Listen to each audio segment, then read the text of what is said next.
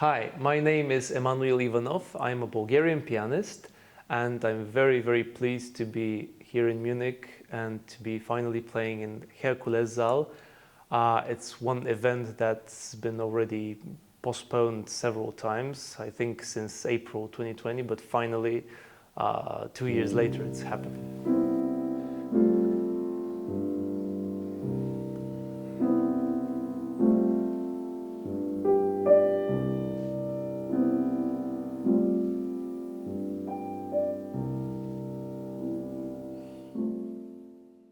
Well, from one hand, on one hand, it's more lonely on stage, and it's a little bit more exhausting because usually we play one concerto with an orchestra. It's one piece, you know. It's 30-40 minutes, sometimes 50 if you play Brahms. If you play Busoni, it's 80, but that's very rare. It's a little bit tougher on the stamina, but on the other hand, you're by yourself. It's much more personal, and I think there's a feeling of freedom, more freedom involved in a solo recital, because basically, I mean, it sounds trivial, but you can do whatever you want. So it's really just you and the instrument, and it's very, very intimate, and I really cherish this feeling.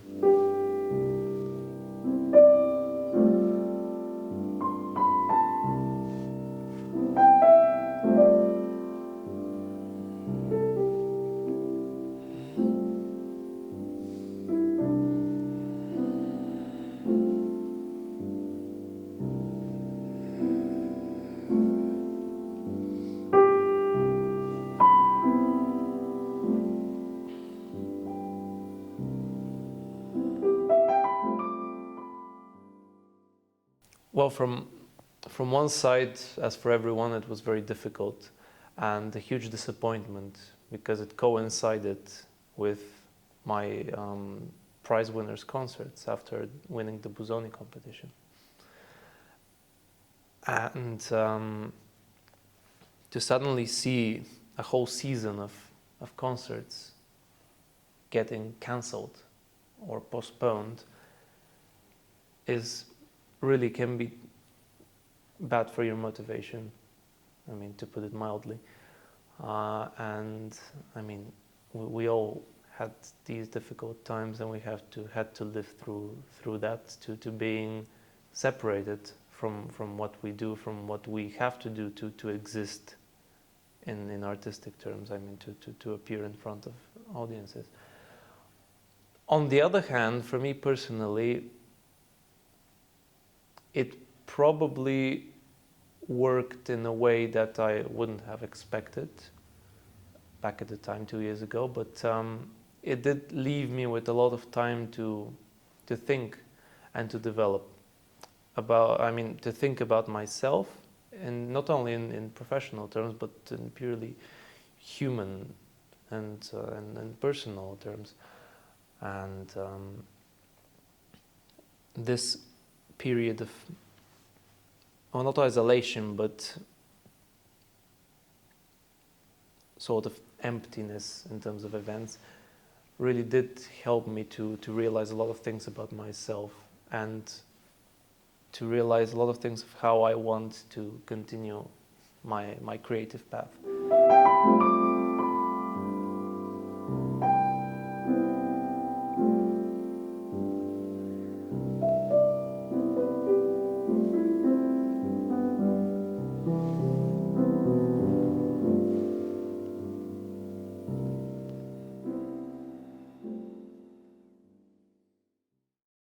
When I was a child, around 6 years old, I think, 6 or 7, my parents used to buy a lot of CDs, and I would listen to all of them.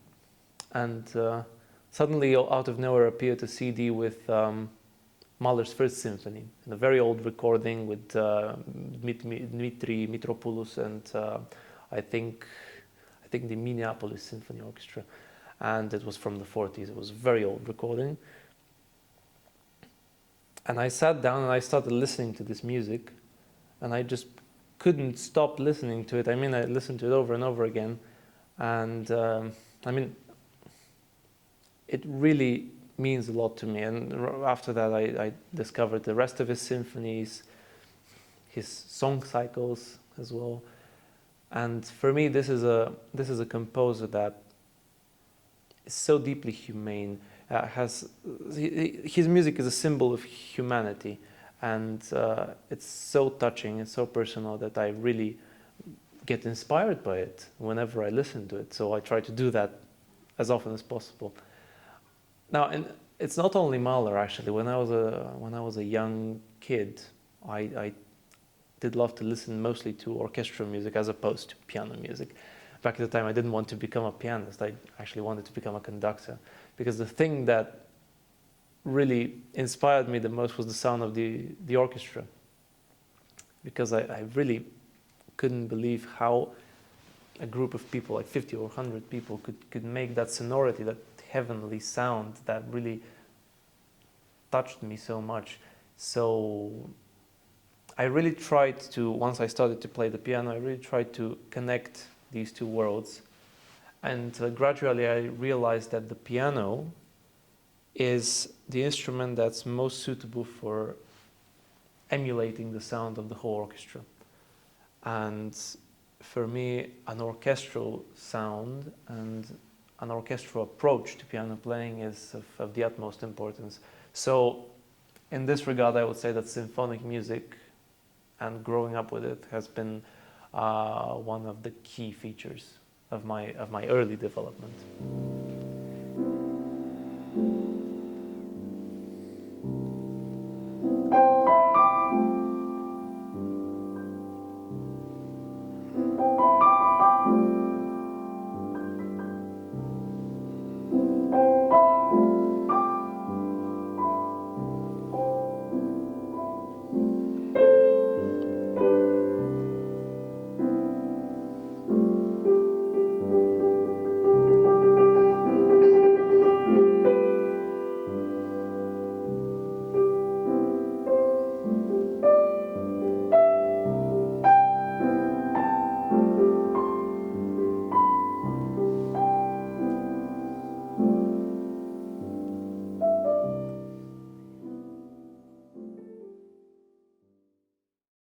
I try not to have such days.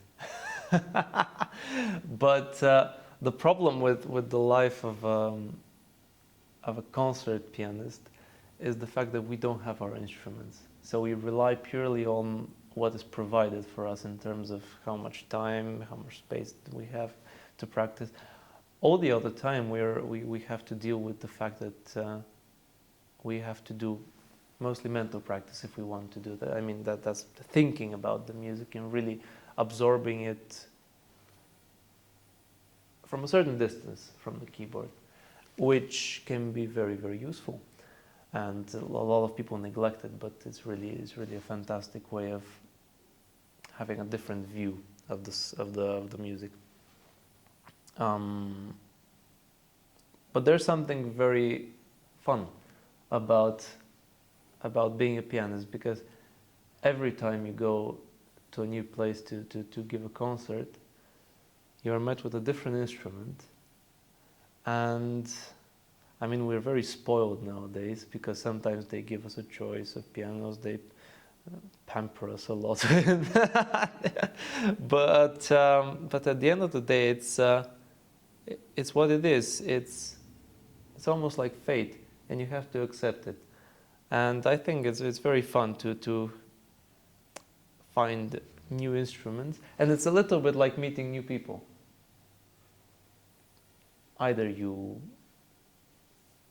connect with them or not. I mean, it's the same, because every instrument has its own personality.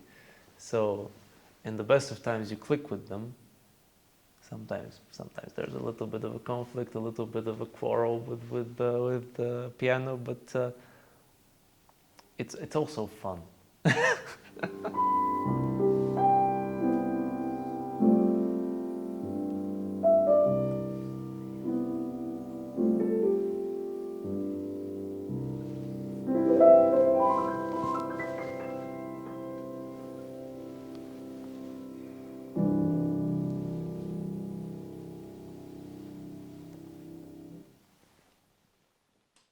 Well, it comprises three different styles and three different sort of worlds in music. First, I start with three pieces by Jean-Philippe Rameau. I really love French music, and of course, Rameau is one of the fathers of French music, so really I enjoy this music so much, and I'm really happy to share three selections, three miniatures from his suite in G. Then I will continue with Brahms's Variations and Fugue on the Theme by Handel, which is one of the monuments of the keyboard literature, and really one of his masterpieces, I think, especially of his early period. And I try to highlight this connection with the Baroque through his variations on Handel. And then after Brahms, I continue with a selection of pieces by Liszt, who is one of my piano heroes, so to say. I deeply admire this tradition of pianist composers. For me, this is the ideal of an artist, and sadly it's neglected nowadays, but I mean, myself, I try to compose sometimes, so I try to really keep this as an ideal for an artistic image. So I'm playing Liszt's three concert etudes, S144, which are really amazing pieces, so innovative, so incredibly rich in harmonies and in sonorities, and really one of my absolute favorites from Liszt. And then after that I finish with his Fantasy on Themes by the opera Norma, which is one of his showpieces, so to say. But despite what people might think when I use that term, it's not an empty piece. You know? it's not a piece that is just fireworks. It's a ingeniously conceived and constructed piece on a few themes from the opera by Bellini. And really in this area of transcriptions and reworkings, which Liszt really loved to do, it's one of his highest achievements, I think.